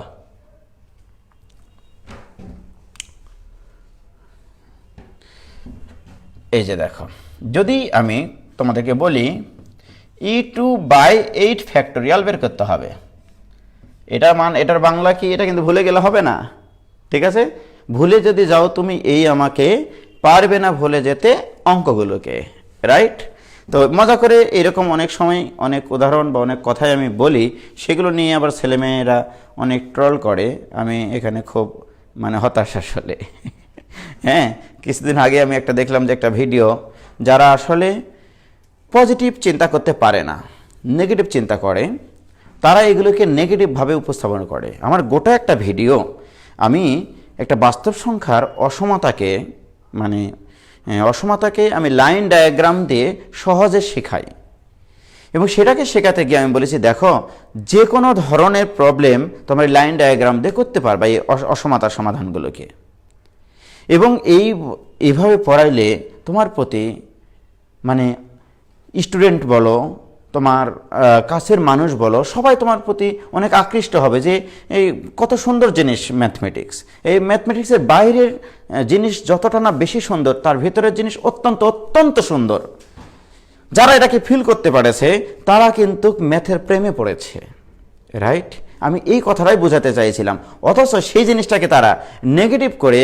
আমি গতকালকে একটা দেখলাম, কোনো একটা মানে হচ্ছে ওই আর কি ব্লগ বা হচ্ছে কোনো একটা পেজ আমার এটাতে ট্রল করেছে যে দেখেন কিভাবে প্রেম নিবেদন করতে হয়, এই হচ্ছে বাংলাদেশের অবস্থা। মানে কি, সে নেগেটিভ চিন্তা করতে করতে তার মাথাকে সবসময় সে নেগেটিভেই নিয়ে চলে গেছে, এত ন্যারো চিন্তা তার, রাইট? আমি তার উদ্দেশ্যে বলবো, আমি পড়ানোর জন্য বা আমি স্টুডেন্টদেরকে শেখানোর জন্য আমি উদাহরণ নিয়ে আসতে পারি, হয়তোবা সেটা আমার লাইভ ভিডিও হয়ে গেছে বা ভিডিও হয়ে গেছে বলে ওখান থেকে জাস্ট ওইটুকু অংশ কেটে দিয়ে তারা ট্রল করে দিচ্ছে, বাট আমি কিন্তু সে নেগেটিভ মাইন্ডে পড়াইনি, আমি কিন্তু পড়াইছি পজিটিভ মাইন্ডে অঙ্ক শেখানোর জন্য, রাইট? তো যাই হোক, আমি তাকে উদ্দেশ্য করে বলছি যারা এগুলো করছে তাদের প্রতি আমার আবারও শুভেচ্ছা, শুভকামনা যে তারাও আমার এই ভিডিওটা দেখেছে, হয়তো বা তারাও কিন্তু সেই অঙ্কটা শিখেছে। এই ধরনের কিছু মানুষ আছে, কিন্তু একবার হলেও রাত্রিবেলাতে শুয়ে থেকে তার আত্মসমালোচনা করেছে হয়তোবা যে এই অঙ্কটা এইভাবে করা যায়, আর আমার প্রাপ্তিতা সেখানেই, আমি সেখানেই সুখী। ওকে, ধন্যবাদ। দেখো e টু 8 ফ্যাক্টোরিয়াল এর মানে কি, 8 ফ্যাক্টোরিয়াল করে যে 40,320 সংখ্যাটা পাওয়া গেছিল, সেই সংখ্যাটাকে 2 টু দি পাওয়ার n দ্বারা বিভাজ্য হলে n এর সর্বোচ্চ মান বের করার সংক্ষিপ্ত রূপ হচ্ছে এটা, যে e2/8 ফ্যাক্টোরিয়াল। এই জিনিসটাকে আমরা ম্যানুয়ালি যখন করেছিলাম, খেয়াল করো, যখন ম্যানুয়ালি সলভ করেছিলাম তখন এইভাবে আমাদেরকে ভাঙ্গে প্রকাশ করতে হয়েছিল। আমরা আর ওইভাবে করব না, একটু খেয়াল করো তোমরা। সেটা হচ্ছে তোমরা এইভাবে করবা, এই 8কে 2 দ্বারা একবার ভাগ করবা, অর্থাৎ এখানে যে সংখ্যাটা সেটা দ্বারা, এবং এই 2 এর পাওয়ার আস্তে আস্তে বাড়াবা। 8কে 2 স্কোয়ার দ্বারা ভাগ করবা একবার, 8কে 2 কিউব দ্বারা ভাগ করবা একবার। এখন তোমাদের প্রশ্ন হতে পারে যে ভাই আমরা কতক্ষণ পর্যন্ত এই ভাগটা করব, রাইট? উত্তর হচ্ছে যখনই দেখবা এই হর লবের থেকে বড় হয়ে যাচ্ছে সেখানে থেমে যাবা, রাইট? তাহলে দেখো এই 8কে 2 দ্বারা ভাগ করা যায় আর কি, একটা 0 থেকে বড় সংখ্যা আসে। এখানে দেখো 8কে 4 দ্বারা ভাগ করা যায়, 8কে 8 দ্বারা ভাগ করা যায়। এরপরে যদি আমি 2 টু দি পাওয়ার 4 নিই, দ্যাট ইজ 16 হয়, তাহলে লব থেকে হরই বড় হয়ে যায়, ওখানে যাব না আমরা তার আগ পর্যন্ত, ওকে? এবং এটা নেওয়ার পরে এটার ফ্লোর মান নিতে হবে, ওকে? এগুলোর ফ্লোর মান নিতে হবে। এটার ব্যাখ্যাও আছে, আমি তোমাদেরকে কথা দিচ্ছি, এটার ব্যাখ্যাও আমি দিব যে কেন ফ্লোর মান নিলেই ওই 2 এর সর্বোচ্চ পাওয়ার মানটা পাওয়া যায়, এটার ব্যাখ্যাও আমি তোমাদেরকে দিব, ওকে? খেয়াল করো। তাহলে আমি আরেকটা জিনিস বলতে ভুলে গেছি তোমাদেরকে, এখানে যেমন 2.3 ফ্লোর মান নিয়েছিলাম, খেয়াল করো 2.3 ফ্লোর মান 2, কিন্তু পূর্ণ সংখ্যার ফ্লোর মান বলিনি, তাই না? ধন্যবাদ। দেখো যে কোনো পূর্ণ সংখ্যার ফ্লোর মান 5, মানে যে কোনো পূর্ণ সংখ্যার ফ্লোর মান সেই পূর্ণ সংখ্যা, অর্থাৎ 5 এর ফ্লোর মান 5 হবে, আবার 5 এর সিলিং মানও কিন্তু 5ই হবে, ওকে? এটাকে আবার এভাবে প্রকাশ করা হয়, এই যে এইভাবে integer value of 5 that is 5, এটা মনে রেখো। তাহলে ধনাত্মক পূর্ণ সংখ্যার ফ্লোর মান বলো আর সিলিং মান বলো ওই সংখ্যাটাই হবে। তো এখন আসো তোমাদেরকে একটু মজার ব্যাপার বলি, এরপরে দিবা এখানে মিডিলে প্লাস চিহ্ন। ওকে, এটার ব্যাখ্যা কিন্তু আমি দেব যে কেন এই কাজটা করলেই 2 এর সর্বোচ্চ পাওয়ার পাওয়া যায়। দিস ইকুয়াল টু বলো বাবা 8/2 মানে কত 4, যার ফ্লোর মান কত 4। 8/4 মানে কত 2, 8/8 মানে কত 1, দিস ইকুয়াল টু 7। এই 7টাই হচ্ছে 2 এর সর্বোচ্চ পাওয়ার। খেয়াল করো, এই দেখো, এই যে দেখো, এই যে 2 এর সর্বোচ্চ পাওয়ার 7। কি ক্লিয়ার? তাহলে আমরা যখন 2 এর পাওয়ার বের করব তখন 2 দ্বারা ভাগ করতে থাকবো, তখন তাক লাগে যাবে মানুষজন, রাইট? আমি যখন 3 এর পাওয়ার বের করব তখন 3 দ্বারা ভাগ করতে থাকবো। দেখো খেয়াল করো, আমি এখন এখান থেকে E3/8 ফ্যাক্টরিয়াল বের করব। What do you mean by this symbol? এটা দ্বারা তুমি কি বোঝো? You mean exponent value of prime number 3/8 factorial, অর্থাৎ 8 ফ্যাক্টোরিয়াল সংখ্যাটিকে 3n দ্বারা ভাগ করলে n এর সর্বোচ্চ মানকে এই নোটেশন দিয়ে প্রকাশ করা হয়। তাহলে এটাকে কি দ্বারা কি করব? এটা ইকুয়াল টু, এটাকে লিখবো আমরা 8/3 একবার, এরপরেরটাতে লিখবো 8/3 স্কোয়ার। তোমরা মন থেকে বলো, একবার অন্তর থেকে বলো, 3 স্কোয়ার মানে কত 9, 9 8-এর থেকে বড় কিনা? অর্থাৎ 9 দ্বারা 8কে ভাগ করা যাবে না, রাইট? আমি আগেই বলেছি হর অবশ্যই লব থেকে ছোট হতে হবে অথবা সমান হতে হবে। তাহলে 8কে 3 স্কোয়ার দ্বারা ভাগ করা যাচ্ছে না। ওকে, তাহলে এখানে এই যদি ভুল করেও তুমি লেখো তাহলে কিন্তু সমস্যা। দেখো 0. আসবে 8/9, এটা আসবে 8/9 মানে 0. তার মানে এটার আবার ফ্লোর মান নিবা তুমি, এটার ফ্লোর মান তো 0, এটা লেখার কোনো প্রয়োজন নাই। তাহলে আমরা এটা মিশাই দিই। ওকে, তাহলে দেখো, তাহলে 8/3 এর ফ্লোর মান নিব। ওকে, এখন বলো 8/3 মানে কত? 8/3 মানে 2.666 এরকম ভাবে চলতে থাকবে, এটার ফ্লোর মান। তো আমি তোমাদেরকে ফ্লোর ফাংশন কি শিখাইছিলাম? যে 2. এর ফ্লোর মান মানে 2 তলার একটু বেশি ইট গাঁথে নিয়েছো মস্তক বাসায় তুমি, বুঝলা? তাহলে ওর ফ্লোরটাকে কয় তলা বলবা? 2 তলা বলবা না? তো দিস ইকুয়াল টু আসলে 2।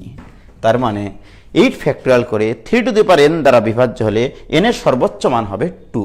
দেখো খেয়াল করে, ম্যানুয়ালি কিন্তু আমরা এই কাজটাই করেছিলাম। এই দেখো 8 ফ্যাক্টোরিয়াল করে 3 এর উপরে পাওয়ার কত? 3 এর উপরে পাওয়ার কত? 2। এখানে 3 এর উপরে পাওয়ার কত পাইলাম আমরা? তাহলে এক্সপোনেন্ট ভ্যালু অফ 3, এক্সপোনেন্ট মানেই পাওয়ার, কত পাইছি? 2। তাহলে এইভাবে করলে অঙ্কগুলো অনেক সহজে হয়ে যায়। তাহলে আমি যদি এখন তোমাদেরকে যে কোনো অঙ্ক বলি, পারবা কিনা? বাসার জন্য অঙ্ক লেখো। এবার বাসার কাজ তোমাদেরকে বলেছিলাম যে আমি প্রত্যেক দিন যা পড়াবো সেগুলোর উপরে 2-1টা করে বাসার কাজ দিব। ওকে, একটু কাজটা লিখে নাও। 1 নম্বর প্রশ্ন লেখো, 50 ফ্যাক্টোরিয়াল 3n দ্বারা বিভাজ্য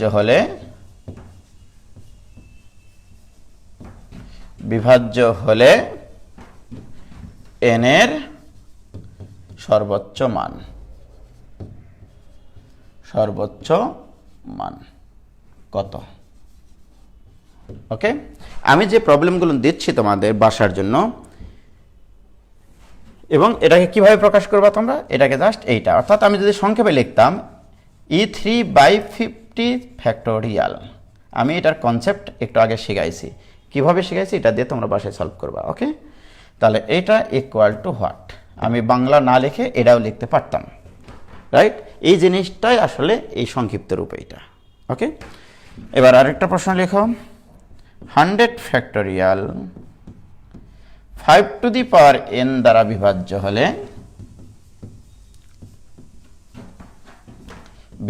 হলে n এর সর্বোচ্চ মান কত? n এর সর্বোচ্চ মান কত? অথবা তোমাকে এইভাবে আমি দিতে পারতাম যে E5/100 ফ্যাক্টোরিয়াল, এটা ইকুয়াল টু হোয়াট? ওকে, এই দুটো প্রশ্ন তোমরা অ্যান্সার করে গ্রুপে কমেন্ট বক্সে শুধু অ্যান্সারটুকু দিবা, অবশ্যই দিবা। আমি তো সামনের দিন আগে এই দুটো সলভ করাবো, তারপরে নতুন ক্লাস শুরু করবো, এইভাবে আর কি। ক্লাসটা হবে আমাদের এইভাবে।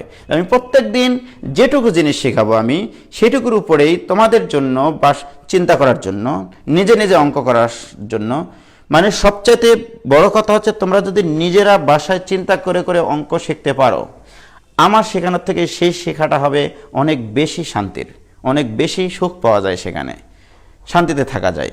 ওকে, তো আমার প্রতি মানে আমার শিক্ষার্থীদের প্রতি অনুরোধ, তোমরা নিজেরা অঙ্ক বানাও, নিজেরা অঙ্ক সলভ করো, বন্ধুদের সাথে ডিসকাস করো, গ্রুপ ডিসকাশন করো, এটা সবচেয়ে বেশি উপকারী, রাইট? আমি কি করব? আমি কতটুকু পড়াবো? আমি তোমাকে সিলেবাস শেষ করে দেওয়ার জন্য সবই পড়াবো হয়তো বা, বাট আমি একটা একটা করে জিনিসপত্র তোমাদেরকে শিখিয়ে নিয়ে চলে যাব। বাট তুমি যখন এটা আর একটু ভাস্ট মানে এরিয়া নিয়ে যদি পড়তে চাও, সেক্ষেত্রে তোমাকে নিজেকে পড়তে হবে, অনেক বই পুস্তক দেখতে হবে, নেট ঘাঁটো, তুমি এগুলো সোর্স দাও, তুমি ফ্যাক্টোরিয়াল দিয়ে সার্চ দাও যে history of factorial, what is the factorial of zero, হয় জিরো ফ্যাক্টোরিয়াল ইকাল টু 1, দেখো অনেক কিছু পেয়ে যাবা তুমি। ইউটিউব আছে, গুগল আছে, বিভিন্ন সোর্স আছে, বিভিন্ন বই পুস্তক আছে, তুমি সেগুলো দেখে পড়ালেখা করো, রাইট? এই আমি তো মনে করতেছি এই লকডাউনের ভিতরে ছেলেমেয়েরা বাসায় যতটুকু পড়ালেখা করেছে, যেটুকু পড়ালেখা করেছে, সেটুকুই তাদের কাজে এসছে।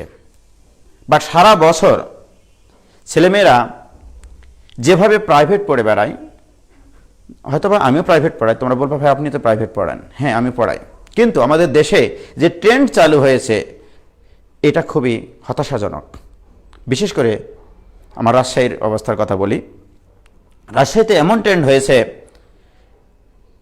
ছেলেমেয়েদেরকে আমাদের সম্মানিত গার্ডিয়ানরা কোথায় প্রাইভেটে ভর্তি করাইছে এটা ছেলেমেয়েরাই জানে না।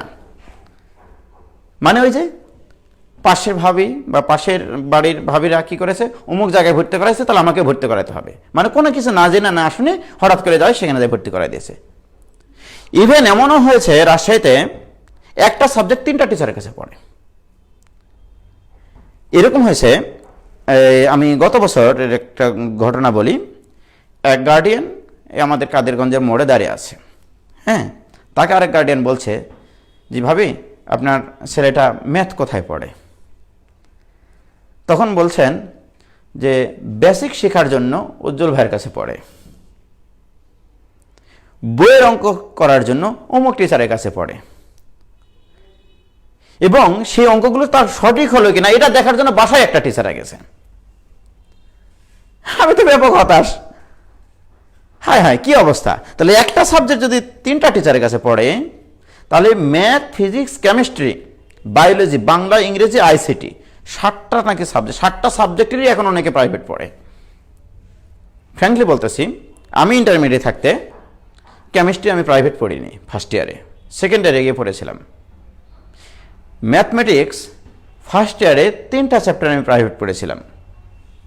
তারপরে আমি বই কিনেছিলাম, বিভিন্ন রাইটারের বই কিনে চ্যাপ্টার শুরু করার আগে বইয়ের আলোচনাগুলো পড়েছিলাম, যা কিনা তোমরা বর্তমান যুগে আর পড়ো না, কারণ পড়ার সময় পাও না। তো তোমরা পড়বা কখন? এই দোষ তোমাদের না, এই দোষ আমি তোমাদেরকে দিব না, এই দোষ আমাদের, এই দোষ বর্তমান যুগের অভিভাবক মণ্ডলীদের, রাইট? কারণ এতই কম্পিটিশন বেড়ে গেছে আমাদের বাংলাদেশে, কম্পিটিশন বাড়েনি, আসলে বাড়ানো হয়েছে।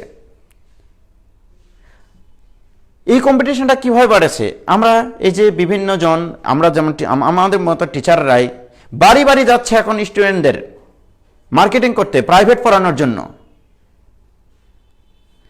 অথচ একসময় ছিল এরকম যে ছাত্ররা খুঁজতো ভালো শিক্ষক কোথায় আছে, আর এখন শিক্ষকরা খোঁজে ভালো ছাত্র কোথায় আছে। খুবই হতাশাজনক যে ভালো ছাত্রটাকে তার কাছে ভর্তি করাতে পারলে ওর মাধ্যমে আরও 10টা স্টুডেন্ট আসবে। এমনও হয়েছে যে ভালো স্টুডেন্টটা ওই টিচারের কাছে ভর্তি হওয়ার জন্য তাকে আবার উল্টা টাকা দেওয়া হয়েছে, তাকে রেস্টুরেন্টে নিয়ে যায় খাওয়ানো হয়, এরকম ঘটনা ঘটেছে। খুবই হতাশাজনক। তাহলে ওই ছাত্র তখন থেকে অপরাধবোধ সৃষ্টি হওয়া শুরু করলো যে সে এইভাবে টাকা ইনকাম করতে পারে। আমার অনুরোধ, শিক্ষার্থীরা শিখবে, পড়ালেখা করবে। ঠিক আছে? কোথা থেকে ভালো কিছু পাবে সেখানে দৌড়াবে। একাধিক জায়গায় দৌড়ে নিজের সময়টাকে অপচয় করিও না। বাসায় বসে পড়ো। আমি আজকে যা পড়াচ্ছি সেটুকু তুমি বাসায় বারবার পড়ো, তুমি বন্ধুদের সাথে আলোচনা করো। এগুলো নিয়ে তুমি ফেসবুক ইউজ করা যাবে না এমনটা না। আমি কিন্তু বলি, যখন কলেজ ওঠে ছেলেমেয়েরা, তখন আমার কাছে যখন পড়ার জন্য আসে, আমি প্রথমে বলি তোমাদের কাছে একটা করে অ্যান্ড্রয়েড ফোন লাগবে। ওরা বলে যে ভাই সব শিক্ষকরা তো বলে অ্যান্ড্রয়েড ফোন ব্যবহার করা যাবে না। আমি বলি ব্যবহার করা যাবে, এই জন্য যাবে তুমি সেটাকে মিস ইউজ করবা না, এইটুকু আমি বলি। তুমি তোমার প্রয়োজনটুকু নিবা ওখান থেকে। তুমি অ্যান্ড্রয়েড ফোন ইউজ করো, তুমি বাসায় নেট ইউজ করো, নেট ইউজ করে তুমি তোমার পড়ালেখার সোর্স খুঁজে বের করো। তুমি বন্ধুদের সাথে মেসেঞ্জারে এমনি গল্প না করে তুমি তুমি একটা অঙ্ক করো, নতুন একটা অঙ্ক বানিয়ে তোমার বন্ধুকে পাঠাও যে দোস্ত এই অঙ্কটা একটু করে দে, অথবা এই অঙ্কটা একটু চিন্তা কর হয় কিনা। দেখো বন্ধুদের মধ্যে আরো ইন্টিমেসি বাড়বে। রাইট? তো সবাই এভাবে পড়ালেখা করুক। গ্রুপ ডিসকাশনটা খুবই গুরুত্বপূর্ণ। তো দেখো, এই দুটা প্রবলেম তোমরা বাসায় সলভ করে অবশ্যই কমেন্ট বক্সে অ্যান্সারটুকু দিবা। আমি সামনের দিন অবশ্যই এটা সলভ দিয়ে দেবো। আমি এটা নিয়ে আরেকটু কথা বলতে চাই। সেটা হচ্ছে, দেখো আমি আবার বলি, 8 ফ্যাক্টোরিয়াল ইকুয়াল টু আমরা কি পাইছিলাম? 2 টু দি পাওয়ার 7 পাইছিলাম, 3 স্কোয়ার পাইছিলাম, 5 টু দি পাওয়ার 1 পাইছিলাম, 7 টু দি পাওয়ার 1 পাইছিলাম। উপর থেকে লিখেছি, হ্যাঁ উপরে এগুলো আছে, উপরে আসলে বোর্ডের উপরে। তো যাই হোক, এটা আছে। আমার প্রশ্ন, এই 8 ফ্যাক্টোরিয়াল মানে কিন্তু আবার 40,320, রাইট? আবার দেখো 7 ফ্যাক্টোরিয়াল, এইটা equal to 2 to the power 4 আসবে, 3 স্কোয়ার আসবে, 5 টু দি পাওয়ার 1 আসবে, 7 টু দি পাওয়ার 1 আসবে। আমি কিন্তু মুখে মুখে হিসাব করতেছি যে এখানে 7কে 2 টু দি পাওয়ার 4 আসবে কি, একটু দেখি। আমি যদি 7 ফ্যাক্টোরিয়ালকে E2/7 ফ্যাক্টোরিয়াল বের করি, আমার ভুল হতে পারে, আমি তো আর না যে ভুল হবে না। 7কে 2 দ্বারা একবার ভাগ করব, 2 স্কোয়ার দ্বারা ভাগ করবো, হ্যাঁ হবে, সরি হবে, আমি ঠিক লিখেছি। প্লাস 7/2 স্কোয়ার লেখা যায়, ঠিক আছে। 7কে 2 দ্বারা ভাগ করলে 3 পয়েন্ট সামথিং 3, আর 7কে 4 দ্বারা ভাগ করলে 1, 7কে 4 দ্বারা ভাগ করলে 1 পয়েন্ট সামথিং, পূর্ণ সংখ্যাটা নিতে হবে 1, তাহলে 3 আর 1 4, ঠিক আছে লেখা, ওকে। তাহলে 2 to the power 4, 3 square, 5 to the power 7 to the power 1, এবং 7 ফ্যাক্টোরিয়াল এই পুরো জিনিসটা যদি গুণ করা হয় এটা আসবে 5040, ওকে। এবারে আমি যে কাজটা করতে চাই সেটা হচ্ছে, একটু খেয়াল করো,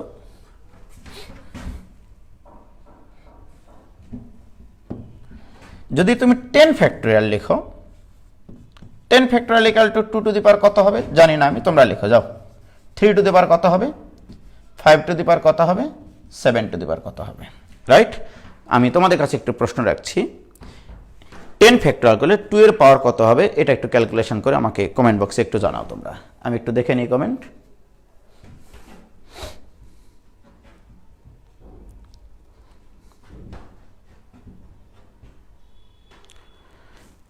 একটু এটা জানাও, হ্যাঁ 10 ফ্যাক্টোরিয়াল করে 2 এর পাওয়ার কত হয়, তোমরা নিজেরা একটু করো।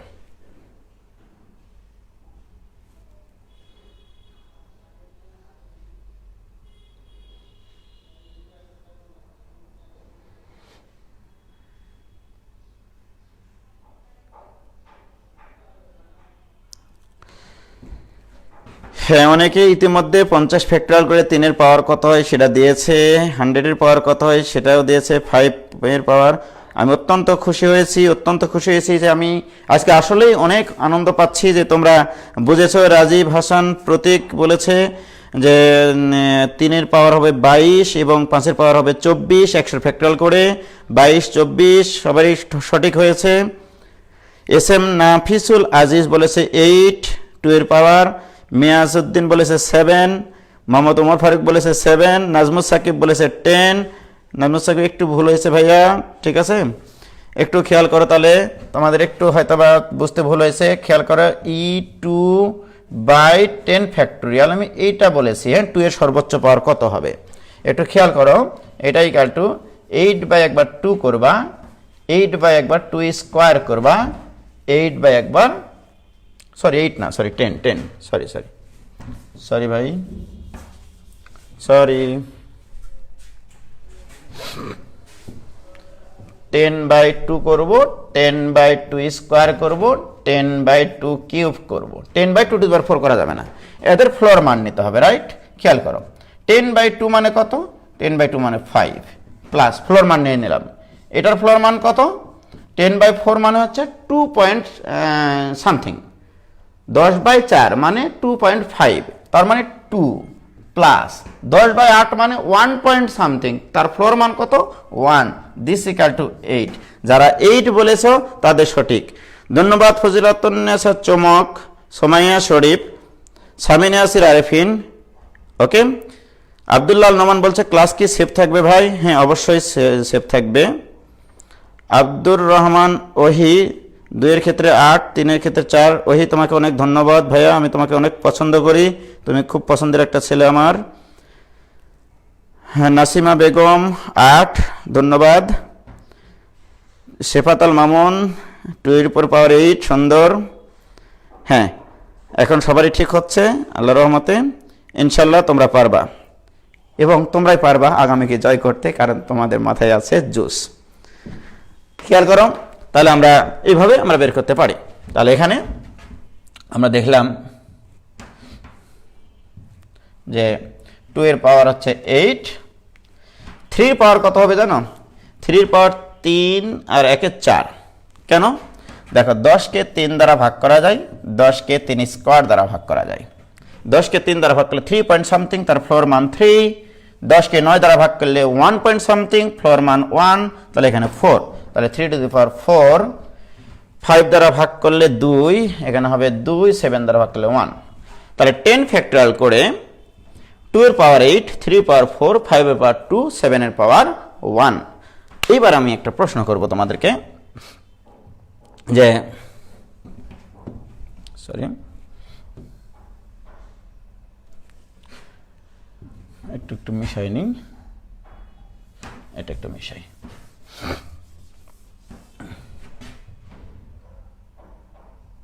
এই 10 ফ্যাক্টরিয়ালটা কত একটু ক্যালকুলেটরে তোমরা একটু করো প্লিজ, আমি একটু ক্যালকুলেটরে করি। হ্যাঁ, 10 factorial, 10 factorial 10 factorial 40,320, 40,320 into 9 equal to এত ইন্টু 10। আচ্ছা, এই 10 ফ্যাক্টরিয়াল মানে আসতেছে তোমাদের 36, 28, তারপর 800। ওকে, তো আমি যে জিনিসটা তোমাদেরকে একটু বলতে চাচ্ছি, একটু খেয়াল করো প্লিজ। 10 ফ্যাক্টরিয়াল মানে এইটা, মানে এগুলো ক্যালকুলেটরে বের করা যায়। আমি যে প্রশ্নটা করতে চাই, 10 ফ্যাক্টরিয়াল সংখ্যাটার শেষে একটু বলো তোমরা, শেষে কয়টা শূন্য বিদ্যমান? 2টা শূন্য বিদ্যমান। আবার দেখো 7 ফ্যাক্টরিয়াল সংখ্যাটার শেষে একটা শূন্য বিদ্যমান। ওকে, একটা শূন্য বিদ্যমান। আবার 8 ফ্যাক্টরিয়াল সংখ্যাটার শেষে একটা শূন্য বিদ্যমান। আমি এই প্রশ্নটাও একটু করতে চাই যে 8 ফ্যাক্টরিয়াল সংখ্যাটির শেষে কয়টি শূন্য বিদ্যমান? 10 ফ্যাক্টরিয়াল সংখ্যাটির শেষে কয়টি শূন্য বিদ্যমান? এইটা আমরা কিসের উপর নির্ভর করে বলতে পারি? নোট করো তোমরা, কোনো কিছুর ফ্যাক্টরিয়াল করে 5 এর পাওয়ার যত হয় ওই সংখ্যাটার শেষে ততটা শূন্য থাকে। এখানে 5 এর পাওয়ার কত? 2, এখানে 2টা শূন্য বিদ্যমান। এখানে 5 এর পাওয়ার কত? 1, এখানে শেষে একটা শূন্য বিদ্যমান। খেয়াল করো, এখানে 5 এর পাওয়ার কত? 1, এখানে 8 ফ্যাক্টরিয়ালের শেষে একটা শূন্য বিদ্যমান। তার মানে কোনো একটা ধনাত্মক পূর্ণ সংখ্যার ফ্যাক্টোরিয়াল করে শেষে কয়টা শূন্য বিদ্যমান থাকবে সেটা নির্ভর করবে 5 এর পাওয়ার কত, অর্থাৎ এক্সপোনেন্ট ভ্যালু অফ 5 এটাই নির্দেশ করে ওই সংখ্যাটার ফ্যাক্টোরিয়াল করলে, মানে যে সংখ্যাটার আমরা ফ্যাক্টোরিয়াল করে 5 এর পাওয়ার বের করছি সেটা শেষে ততটা শূন্য বিদ্যমান থাকে। কি ক্লিয়ার? এবং এটা ব্যাখ্যা হচ্ছে এরকম, দেখো 5 এর পাওয়ার যত থাকবে 2 এর পাওয়ার কিন্তু তার থেকে 100% বেশি থাকবে। দেখো এখানে 5 এর পাওয়ার 1, 2 এর পাওয়ার 4, 5 এর পাওয়ার 2, 2 এর পাওয়ার 8, মানে 2 এর পাওয়ার সবসময় 5 এর পাওয়ার থেকে বেশি থাকবে। এখন দেখো আমি যদি এই জিনিসটা একটু ব্যাখ্যা করি যে কেন এখানে দুটা শূন্য বিদ্যমান। দেখো আমি এটা ইকুয়াল টু এই 2 টু দি পাওয়ার 8 এখানে 5 টু দি পাওয়ার 2 আছে, মানে শূন্য নিয়ে আসতে গেলে 10 দ্বারা গুণ করতে হয়, এরকম একটা ব্যাপার আছে। 10 বা 100 বা 1000 দ্বারা গুণ হয় এরকম, বা 10 এর যে কোনো পাওয়ার দ্বারা গুণ করতে হয়। খেয়াল করো 2 টু দি পাওয়ার 8 কে আমি লিখি 2 টু দি পাওয়ার 6, আরো 2 স্কোয়ার থাকলো লিখতেছি। দেখো 3 টু দি পাওয়ার 4, এখানে লিখবো আমি 2 to the power 2 into 5 to the power 2 into 7 to the power 1, এই 7 to the power 1, this equal to 2 to the power 6 into 3 to the power 4 into 7 to the power 1 into এই দুটা গুণ করে আমরা লিখব 2 into 5 to the power 2। দেখো এটার উপরে 2, এটার উপরে 2, তাহলে এটার উপরে 2 লেখা যায়। This equal to 2 to the power 6 into 3 to the power 4 into 7 to the power 1 into 10 to the power 2। বলো তো ভাইরা আমার, এই কটার গুণফল 2 এর উপরে পাওয়ার 6 একটা পূর্ণ সংখ্যা আছে যার শেষে কোনো শূন্য নাই, 3 টু দি পাওয়ার 4 এর শেষেও কোনো শূন্য হয় না, 7 টু দি পাওয়ার 1 এর শেষে তো কোনো শূন্য নাই, বাট এর সাথে গুণ আছে 10 স্কয়ার মানে 100। তাহলে কোন একটা সংখ্যার সাথে যখন 100 দ্বারা গুণ করা হয় শেষে দুইটা শূন্য আসে। এখানে 10 কিউব দ্বারা গুণ করলে 3টা শূন্য আসতো। তাহলে এই যে 10 স্কয়ারটা আমি নিয়ে আসলাম সেটা 5 এর উপরে পাওয়ার যত 2 এর উপরে তত পাওয়ার গুণ করে তো 10 নিয়ে আসছি আমি, তাই কিনা? তার মানে 5 এর পাওয়ার যত হবে ওই সংখ্যাটার শেষে ততটা শূন্য বিদ্যমান থাকবে। ক্লিয়ার? তো আমি আরেকটা প্রশ্ন তাহলে তোমাদেরকে দিয়ে দিই, 3-4টা প্রশ্ন দেব প্রত্যেক দিন আমি, এটুকুই তোমরা সলভ করবো আর কি। ওকে, প্রশ্নটা লেখো এরকম ভাবে যে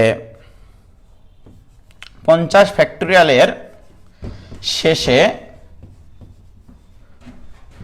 কয়টি শূন্য বিদ্যমান, কয়টি শূন্য বিদ্যমান। কি ক্লিয়ার? তাহলে 50 ফ্যাক্টোরিয়ালের শেষে কয়টি শূন্য বিদ্যমান এটা তোমরা বের করবা। অর্থাৎ এটা বলার অর্থ হচ্ছে এটা বের করা।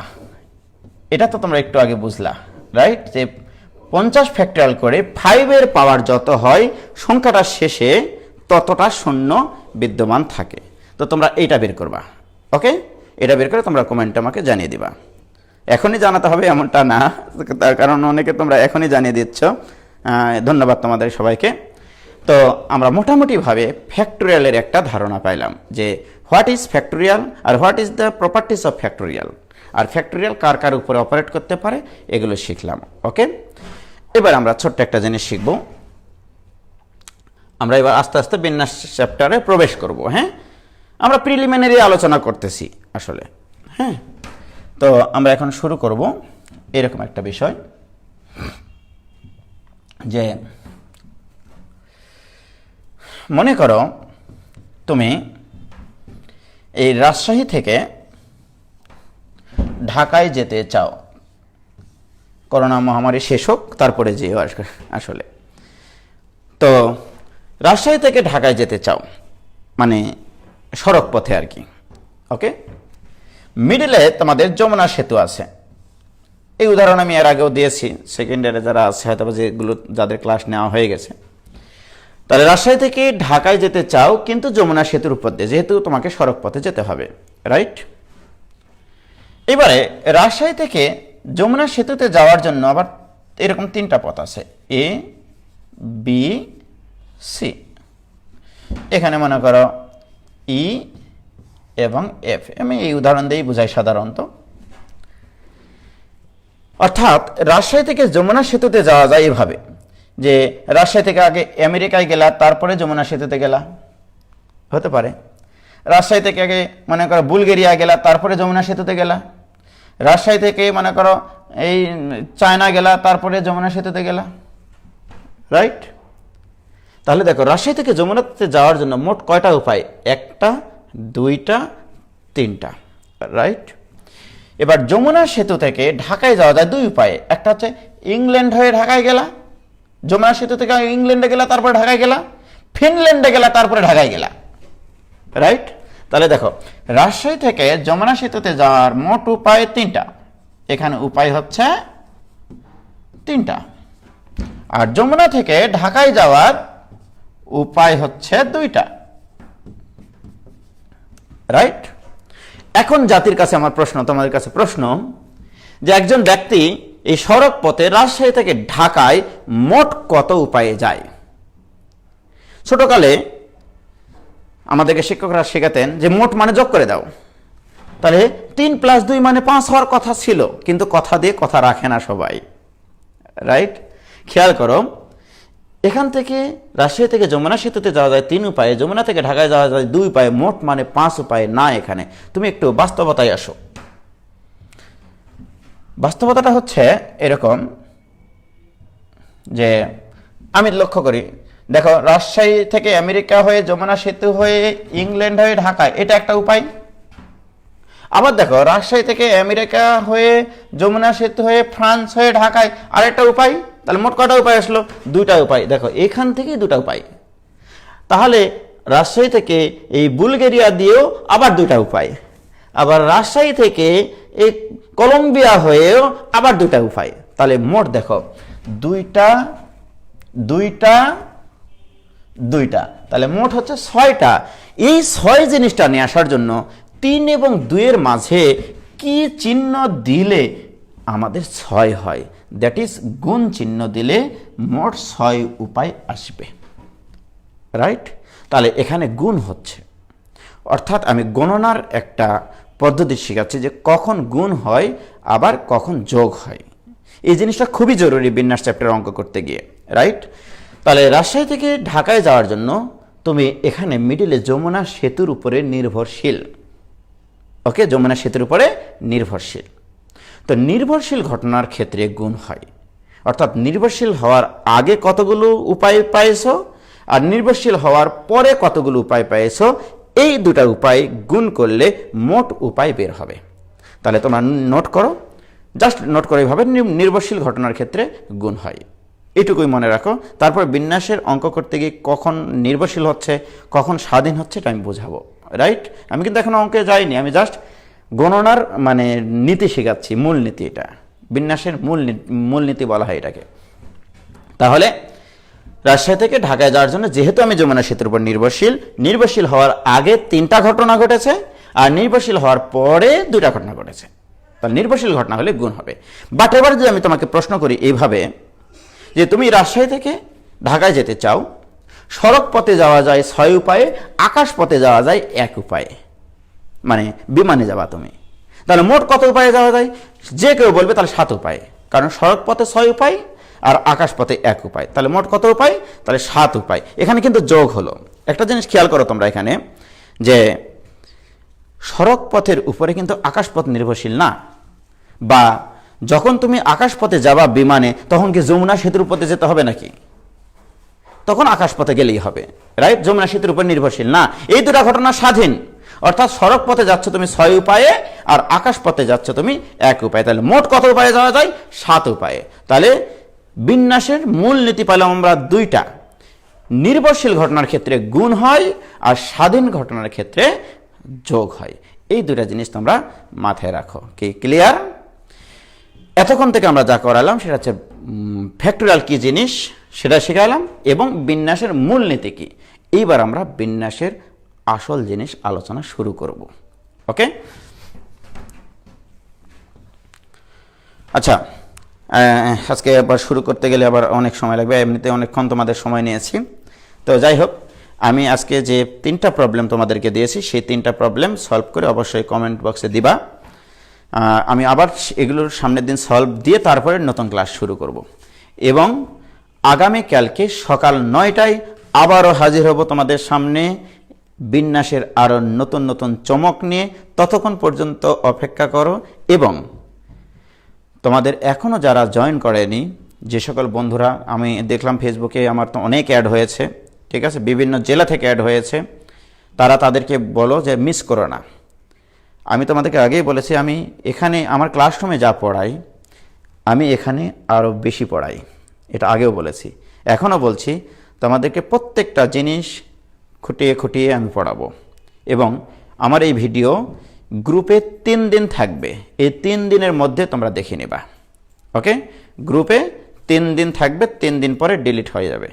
তো তোমরা 3 দিনের মধ্যেই আরও যে সকল বন্ধুরা দেখেনি তাদেরকে মনে করো, তোমরা অনুপ্রাণিত করো যে তোমরা মিস করিস না আর, ঠিক আছে। আর যারা আমার গ্রুপে নাই তাদেরকে তোমরা এই 3 দিনের মধ্যে তোমরা তোমাদের গ্রুপ, তোমাদের তো আইডি আছে, তোমরা তো দেখতে পাবা, রাইট?